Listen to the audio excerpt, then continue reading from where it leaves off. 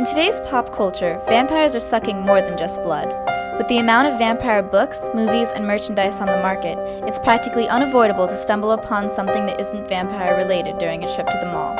It's obvious that teenage girls are the target audience by the young adult books and PG-13 movies, but why teenage girls are feeding into this particular supernatural creature is another question entirely. They're more human, and they represent a lot of humanity. Like, they're immortal and young usually, so it's like we have a fear of death and getting old, so that's in there. But at the same time, they're kind of tragedy. Like, they can't really be in the sun or be with people. I'm flesh and blood, but not human. I haven't been human for 200 years.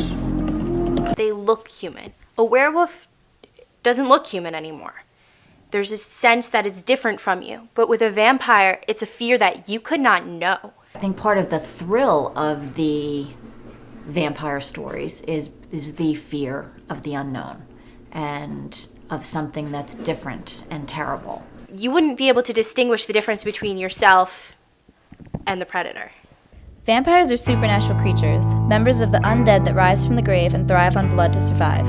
Although the specifics have changed throughout the centuries, all legends agree that vampires thrive on blood, especially human blood, to survive. Like that daringness, like to get yourself involved with a vampire, there's always that risk factor. The folklore vampire was a more scary and terrifying monster. He would focus solely on the need for blood and was often portrayed as a foul-smelling and disgusting creature from the grave. Today's vampires are a stark contrast. I think the fear aspect, the terror of the original Gothic Bram Stoker story is really not there anymore. The way that they made it back then compared to now, it was much darker.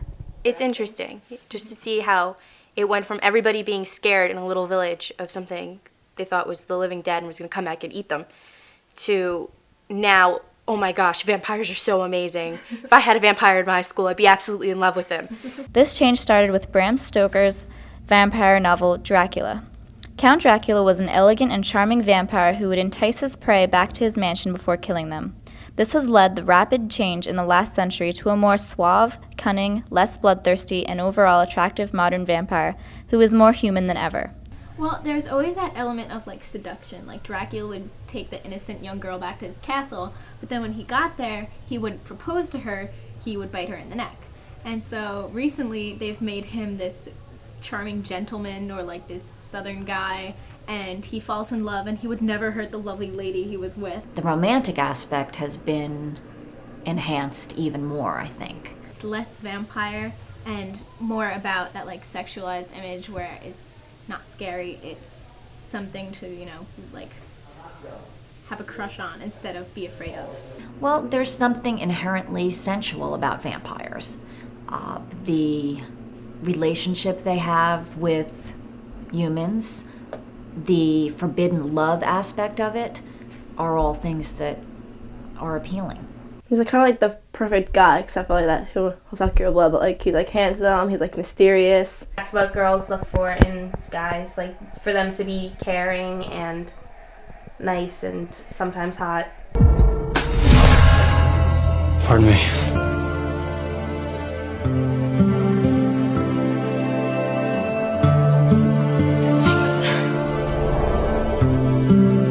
They're kind of changing the idea from the vampire into a gothic, really interesting creature to just a person, which I think is kind of a disappointment. I think they're created to be more sensual, to gain the interest of a viewing audience. In Anne Rice's novels, The Vampire Chronicles, the idea of handsome vampires who play with their victims before killing them was developed. Well, Anne Rice definitely had a lot with it, because she was the first one to make the vampire attractive and desirable. But also, I think the whole mentality towards it has changed. Twilight has helped it change a lot. After Twilight came out, every 12-year-old girl in America went to see the movie and has all the books, and it's all, oh, I love Edward Cullen, instead of, oh no, vampires, it's dark and they're gonna suck my blood. Vampires have been molded to fit the attractions of teenage girls. This has been fueled by the release of Stephenie Meyer's vampire romance series, Twilight. The leading male, vampire Edward Cullen, is a vegetarian breed of vampire who swears off human blood and is portrayed as incredibly mannered, loyal, and gorgeous. He falls in love with a human, Bella Swan, whose blood he is drawn to but swears not to drink. the series continues on with this challenging and tortured vampire-human romance.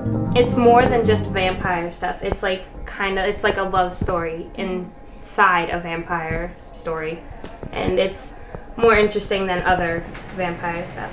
Like Stephanie Meyer said that they can go in the sunlight, but they just sparkle. Without disappearing. Yeah. There's the good versus evil, the fear of the unknown, all of those themes from the earliest vampire stories till even today, the Twilight, which seems like new stories to the teenagers of today. They're all stories that have been told before. Before, there was no such thing as a vegetarian vampire. You were a vampire. You were going to drink somebody's blood, and the villagers were not going to stand for it. But now, everybody's different, and, you know, they're vegetarian vampires. They have a relationship. It could work out, and everybody kind of wants that because, in a sense, you want your life to be different and more exciting than just average. I don't think there was really any big appreciation for vampires until Twilight kind of hit. Like, Vampire Kisses was out before Twilight, and it was just like on the back. And then once Twilight came out, I saw that book in the front. Like, Vampire Kisses, everyone get this book. Twilight, the first book in Meyer's series, was released as a movie in 2008, and the sequel, New Moon, was released the year after. With the fascination with vampires at an all-time high, vampires in the media have grown exponentially. Books written over a decade ago, such as L.J. Smith's countless vampire novels, have been picked from the back shelves to the front of displays and bookstores. TV series such as Vampire Diaries and True Blood both premiered within the past 2 years, including main characters that are handsome and attractive vampires. The Twilight hype kind of showed up, and now everyone's like, oh, I can write a vampire story, and it's going to be the same thing. Well, there's True Blood and Vampire Diaries. True Blood came out, Vampire Diaries was out, Interview with a Vampire has been out. If you go on TV now, almost every station has a vampire show. Almost everyone I know has read either Twilight, Marked, The Vampire Diaries, something to do with vampires. It's like 5,000 new books that are about vampires, and you're just like, dude, it's like the same thing. Along with popular trends and fads comes the merchandise. Vampire-themed products geared towards girls of all ages have been appearing in stores everywhere. Robert Pattinson, who plays Edward Cullen in the Twilight series movies, has been plastered on t-shirts and cut out life-size in cardboard. Everything from action figures to board games has been developed around this forbidden romance. Because of this vampire interest, the merchandise is appearing at stores in an alarming rate. From the Burger King, Twilight, drinking cups, to all of the clothing in the different stores, it's everywhere. Like, walking around the mall, you see a lot of it in, like, Hot Topic and Spencer's and stuff like that. I think once the media has one really big hit, a ton of other things will spring out of it. Like, the book came out, Twilight came out, and then a whole other series of vampire books are on the market all of a sudden, and, like, vampire spy schools, and every possible variation where they could throw vampires in, they're out there. So what is it exactly that teenage girls find so enticing about vampires, classic or modern? Is it that they're tortured and damned souls who teenage girls dream about redeeming? Or is it the sense of forbidden and the brush against fear? Or maybe it's the timeless appeal of what a vampire is, a mostly human yet immortal creature that feeds on the liquid that keeps us alive. No matter who you are, it's something that, you know, goes bump in the night and that you can be afraid of.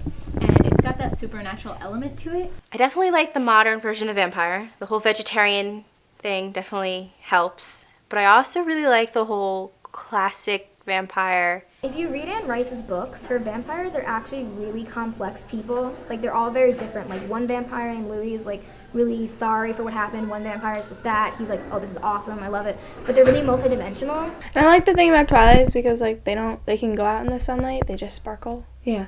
It's kind of cool. Instead of, like, disappearing. You don't want to sparkle. Even though the way these creatures are portrayed has changed drastically from folklore, vampires have been in the media for quite a while. Every teenage girl has a reason for being drawn to these blood-sucking creatures, but the tortured soul with a lust for the liquid of life has appeared to capture hearts of teens throughout the decades. The vampire craze is currently at an all-time high, but with the timeless appeal that they bring, these immortal blood-sucking creatures will be sticking around for a long, long time.